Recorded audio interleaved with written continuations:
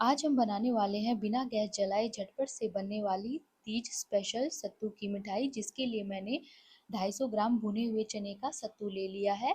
ये मार्केट में आपको आसानी से मिल जाएगा। आधा कटोरी काजू को मिक्सी के जार में डालकर पीस लेंगे और इसे सत्तू में मिला लेंगे।